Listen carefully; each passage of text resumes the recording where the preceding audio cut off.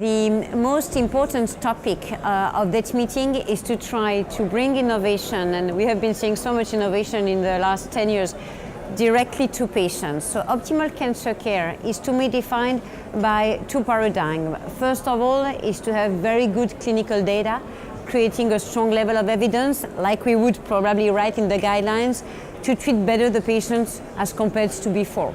So second thing in optimal cancer care to me is to have this second opportunity to discuss the accessibility and sustainability, because in order to deliver optimal cancer care, you first need to have access to these drugs, this medicine or these strategies. So we have to work on creating clinical trials, describing and discussing clinical trials, but we also have to work on the fact that even in Europe, the disparity in treatment accessibility is extremely important.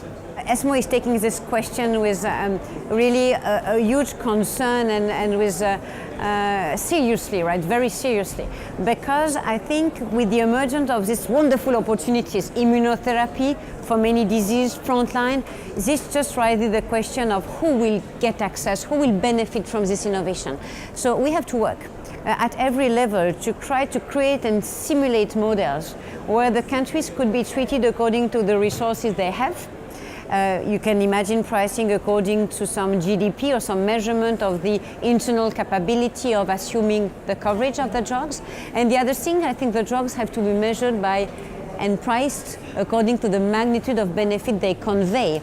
So in terms of trying to describe new models, we have very good ways already. It's about how much you can give and how much does it benefit. So we have to study these models first, and we are doing it in the Cancer Medicine Working Group in ESMO. We are doing many things in trying to move and pave this way.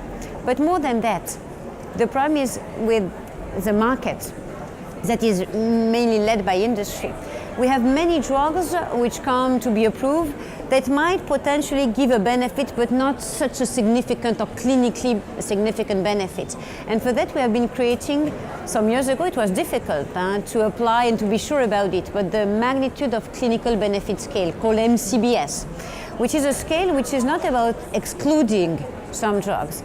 It's just about creating a prioritization in the process, meaning that if you are a country with moderate income and capabilities of having new drugs on the market, it's just described to you which are the ones you need, because they will dramatically change the fate of patients. So it helps the nations, it helps the caregivers, it helps the payers to understand what are the most important drugs that have changed the landscape across diseases. And I think this scale is now probably worldwide accepted and very important in guiding our choices.